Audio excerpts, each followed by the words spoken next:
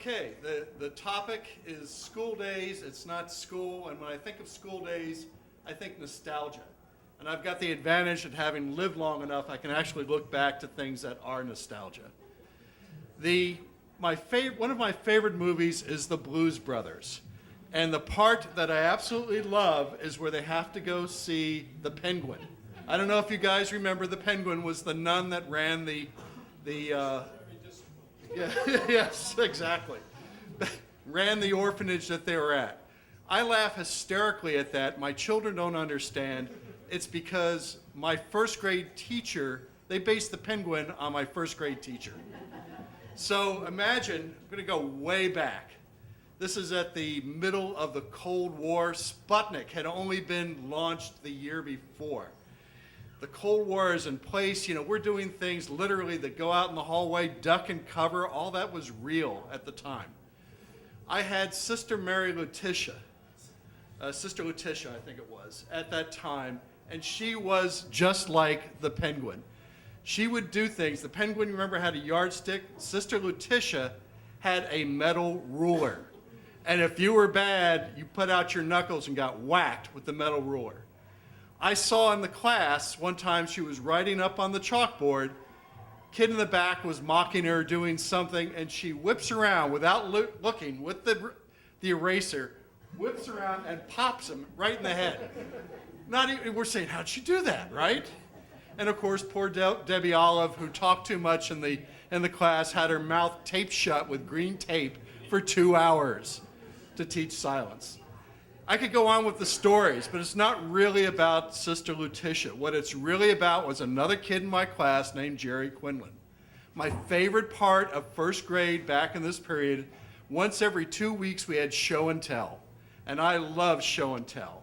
But we didn't have much money. But so my hobby, at that time, a bunch of us feral kids would walk up to the gas station, and road maps were free back then. And we would wipe them out. It's like a swarm of locusts would come in, and the guy wouldn't have any road maps when it was done. I had a collection, 9, 12 road maps. So for show and tell, I brought my road map collection and showed that up there. I thought that was great. Jerry Quinlan, who was a good friend of mine also in the class, he got up there, and what he showed the class, we didn't really know what it was, but it was General Motors stock. Back then, a stock certificate was actually printed. It wasn't all digital as today. They gave you a certificate, had in the corners of the certificate 100. I thought it meant $100. We all thought it meant $100. We had no concept of what 100 shares of GM stock was worth, particularly back early 1960s when GM was at its peak, #1 in the world. It was worth apparently a lot. Jerry Quinlan liked my map collection and wanted to trade his certificate for my maps. I valued my maps, and I felt that they were worth much more than $100.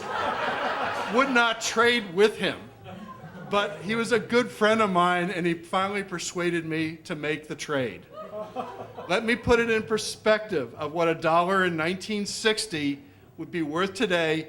He traded me $40,000 worth of stock, which was, by the way, bearer stock. There was no name on the certificate. $40,000 worth of stock for 9 maps that I got for free up at the gas station. I come home from school. My dad asked, what did I do today? And I said, I got this piece of paper. And my dad looks and his eyes kind of pop out. And he said, where did you get this? And I told him I made a trade, but I wasn't really happy with the trade. But he was a good friend of mine anyway. My father just kind of nodded. That night, I get a call from Jerry Quinlan. Says his father is making him go back on the trade. He needs the stock certificates back.